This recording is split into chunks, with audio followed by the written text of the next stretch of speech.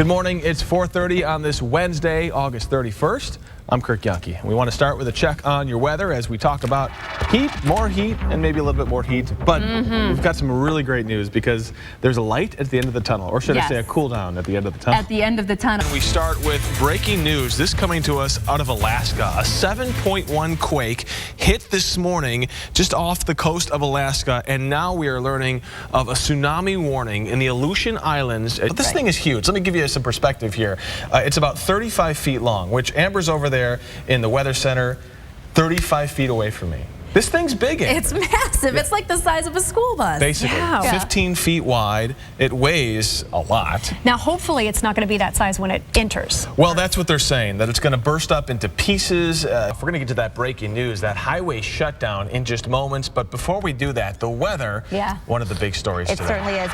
All right, here we go. Breaking news coming to us out of Mexico. We're told that an earthquake hit near Mexico City. The size of this, 6.5 in magnitude, so not extremely large, but also not something to be taken lightly here. I want to show you on a map. This hit at 8:11 this morning, local time. This is the real deal, and when you get a chance to take a look at a facility, you quickly realize that this is big business. And to figure out what exactly 20 feet would look like, I grabbed the tape measure, I came out here to the newsroom, and I posted a sign up there. Look, 20 feet. Could you even imagine snow up that high? I grew up in Buffalo. 20 feet is unreal, even for me. The headline out of Seattle this morning, home at last. That was Amanda Knox speaking there after arriving home yesterday. She's been away from her family for 4 years. Now she's in Seattle. All new for you this morning, a bizarre story. Think about it. You've been to the Grand Canyon, you've looked over the edge most likely, and you've thought, wow, that's a long way down. We're learning this morning a man is recovering after he drove his car off the south rim of the Grand Canyon.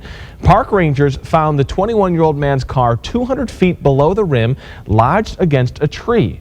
He says he freed himself from the car and then climbed up to the rim to get help. He's expected to be okay. That is one lucky man. And we start this 6 o'clock hour with a breaking news update. Take a look. We've got a live picture for you from Air 15 of the I-17 near Dunlap. And this is the tanker that flipped over. A second tanker there being used to dump all the fuel from the one tanker to the second tanker before they can clean things up. The highway shut down in both directions. ABC 15's Hatzavella has been there all morning on scene working to find out when this will reopen. Hatzel, we're talking about 2 hours from now. Senator Pierce remains adamant today that he knows nothing about Cortez's campaign. And you know, it's never too early to think about college. There's no question that getting a higher education is a good thing. However, paying for it, wow, it can be tough. New on Daybreak at 4:41 this morning. Grab those nuts and pretzels and banana chips and everything that comes in this little package. You like this stuff? Yeah, I'm going to eat that when you're done with it. It's a special day. It's so good. This is National Trail Mix Day, and it's a snack that just about anyone can enjoy. There's all kinds of stuff in there. I like the ones with the M&Ms myself. Oh yeah, me too. From chocolate to fruit and nuts, the possibility of ingredients are endless. So this morning, we're giving you a little trail mix truths. Some claim it was first invented in 1968 by California surfers who blended peanuts and raisins together for an energy snack. They wanted more energy to get out in the waves. That's right. You need a lot of energy for that. Well, trail mix also made news this year. Sony Entertainment suggested the treat for movie theater concession stands instead of candy. There you go. I don't know if the kids would be happy with that, though. Oh, yeah. Yeah, maybe. Did you know that trail mix has many names? Listen to this. It's called GORP. What? It stands for good old raisins and peanuts, because nothing sounds as appetizing as the word GORP. As the word GORP. Apparently, it's also known as scroggin in New Zealand and Australia. That may be worse than GORP. Yeah, I think, see, if you call it scroggin, I don't think kids would even think about eating it. Make sure it's non-perishable. We all have that bottom shelf. We do. You know the stuff that you just haven't touched. Get it in the bag. Put it by the mailbox. You've bought, 2 or 3 of something and you realize, exactly. Attractions for it. I'm sure her ego was hurt too. And it's going to be great in 20 years when she's still watching this on YouTube. Yeah, exactly. Her photographer jumped in to kind of, he just wanted to floss his teeth a little bit. Yeah, 10 feet. It's the 10 feet rule with animals larger than you. Just stay away. Yeah, I don't follow that rule. 12 now. In health news, we have an alert for you. Do you have trouble multitasking? No. Okay. You mean doing more than one thing at the same time? Yeah. No. Okay. I can do a million things at the same time. Well, we are helping make sense why perhaps you may have a little trouble multitasking. It has something to do with your age. As we get older, there's a new study just released. It shows the brains of older people, when interrupted, tend to have greater difficulty switching back to their original task. The researchers are still trying to figure out why this happens. This morning, a Valley baker could use a big batch of your help. She's a finalist in a national bake-off, and a $1 million grand prize is up for grabs. Mary Fields is baking up her famous peanut butter cream cookie cups. She was named for this, Mrs. Fields. Listen to that. Now, a woman in Florida known for her ginger coconut bars is her big competition. If Mary moves on, she'll compete against 100 other bakers in the 45th annual Pillsbury Bake Off. That happens in March. You have until 10 o'clock this morning to vote for her. It's easy. Just head to our website and click on 15 links. Go Mrs. Fields. If you'd rather hit the waves than the kitchen, head to SoCal. Surfers there are enjoying some sweet waves, man. The swells were created by an Antarctic storm near New Zealand. We're told the waves could be as high as 11 feet. Wow. But that's just too boring for the Red Bull surf team. Look at these guys. They're hanging 10 with flares attached to their boards, lighting up the waves for fans. If that's not cool, I don't know what is. You can catch more on this amazing ride coming up on Good Morning America at 7 o'clock, right after daybreak. So you've got the text message on your phone, but the question is, what can you do about it? The software lets you lock your child's computer remotely. Once you get home, you can unlock the computer and see exactly what happened. To put that image stabilization to the test, I've got the new flip camera and an older one without image stabilization, this scooter, and a roll of tape. Both cameras got strapped side by side to the scooter. I used a lot of tape to make sure both cameras were secure. Take a look at the results. The older flip is on the right, the newer flip is on the left. You can definitely see a difference, but it's not going to fix every little movement. This idea is purely concept, but you can see the green box around my face. That means I'm looking forward and paying attention. If I get distracted, if I look away or start dozing off, the car starts beeping. You know, regular speakers can be unsightly. How about this? A ceiling fan with a speaker built right in, you almost don't even know it's there. They say, sure, of course, they sell marijuana. They sell plenty of medical marijuana paraphernalia. After all, that's what they do here. But she says there's no reason that a medical marijuana dispensary can't be clean. Can you assure voters that there won't be any connections found between her campaign and your campaign? None. Absolutely. None. I've never talked to her campaign people. Senator Russell Pierce on the defense today, maintaining he has no connection to candidate Olivia Cortez, despite accusations that she was put on the ballot to help Pierce win. Pierce tells me he hasn't been following the recent court hearing regarding these accusations. He says his focus is on his campaign, not hers. In fact, Pierce says he has never even met Cortez. True or not, the accusations are out there, and Pierce is defending himself. So what is your message for those who think that something bad is going on, something fishy is going on? Wait, where's Gloria Allred when you need her? Does Jerry Lewis think only white male Mormons can run in this race? She has a right to run. I don't know her. I've been very respectful. Why don't people talk about he's gone to her house trying to intimidate her not to run? If that was me, I'd be front page. It's outrageous. I mean, you know, she has a right to run, whether they like it or not. She says she's not a sham. I read that in the paper today. She in fact, made it very clear in court.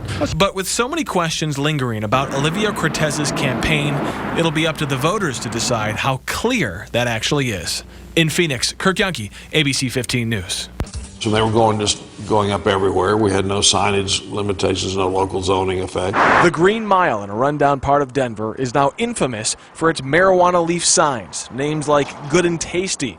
But dispensaries also popped up in sleepy suburbs like Cherry Creek, an upscale area with shopping, expensive homes, and schools. Neighbors were concerned when they first heard. I thought I should keep my ears and eyes open to see if it impacted, my neighborhood. I live only like 4 blocks from here. 4 blocks from Alpine Herbal Wellness, a dispensary that blends into this strip of locally owned shops. The owners here gave us unrestricted access to their dispensary. We have nothing to hide. We're very legitimate business people. My wife's experience with using cannabis as a way of coping with the issues around ALS is what opened my eyes. Now he grows it and sells it. What is typically an illicit drug is now a legitimate business. It's sort of like a spice jar. So then patients can smell the terpenes, which the terpenes determines the odor. Edible marijuana, inhalable marijuana, even topical ointments, all sold here, all legal in Colorado. You have your medicine on the edge here. You just touch it to that, and it immediately vaporizes it.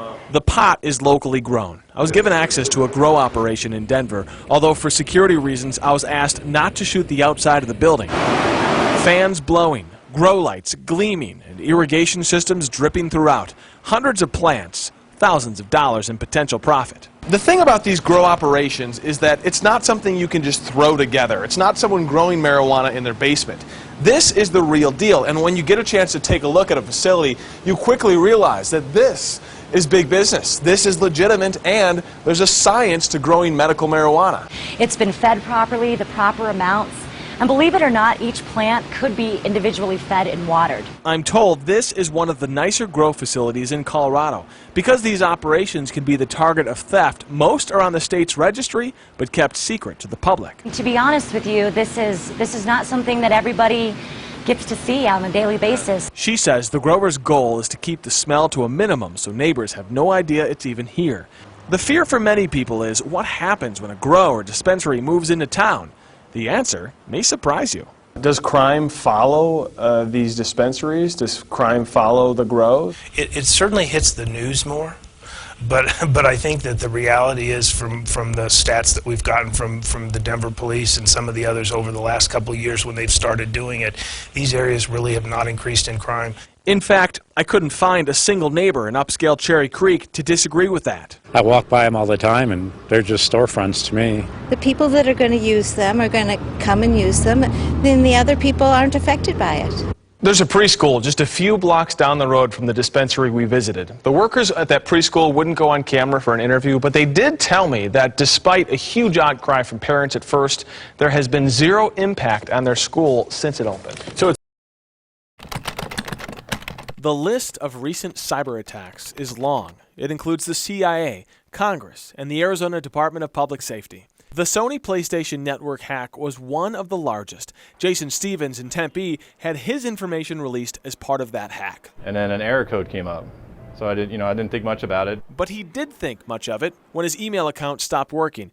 It was fixed and then hacked again. He decided to change his bank account number altogether. Thinking I didn't want to wake up one day and have it be gone. So many people were exploited because of these attacks, but how do they happen? Are web servers really that unsecure? Usually only takes a single character put into a URL bar to determine if something is available to be hacked directly through the URL. That's Valley computer programmer Keith Connolly. He spent some time in a hacker group and now programs websites to help keep them safe. He agreed to sit down with us to set up a fake server for demonstration purposes and show us how an attack like this happens. He purposely left a security hole in the server. And this hole itself, I mean, how often do servers leave this hole open, or programmers for that matter? All the time, like all the time. He took me step by step through the process of hacking the server, and it didn't take long. So within seconds, we know what? It's vulnerable. That took us 2 seconds. It took one character, one press on the keyboard, and then an enter to send the command. In a matter of minutes, he identified the database. This is typically the location on the server where all of your private information is stored. Just minutes later, he started pulling private information from the site. If this was a real site, what would you be walking away with right now? I would be walking away with credit card information, username, passwords, online habits in some cases. Enough information to steal someone's identity or rack up their credit card. Just minutes of hacking could change someone's life in a matter of seconds. The bottom line is you have to trust companies to keep their servers secure. Protecting your home PC won't necessarily stop a hacker from stealing your info. Connolly says what you can do is keep companies on their toes. He suggests you ask companies what they do to secure their servers, or stop doing business with a company if you don't feel completely safe. He also says being an informed consumer can go a long way. Just be wary of what's going on your card, you know? If someone gets your information, you'll know. As for Stevens, he plans to do exactly that from now on. But I do check my online activity 3 or 4 times a day. I'm always looking for it. I asked Connolly, knowing what he knows, how he uses the internet. He tells me he still shops online. He just follows the same steps that he suggests to others. And he hopes the public awareness of these latest attacks will force companies to reevaluate the security on their sites. Kirk Yuhnke, ABC 15 News.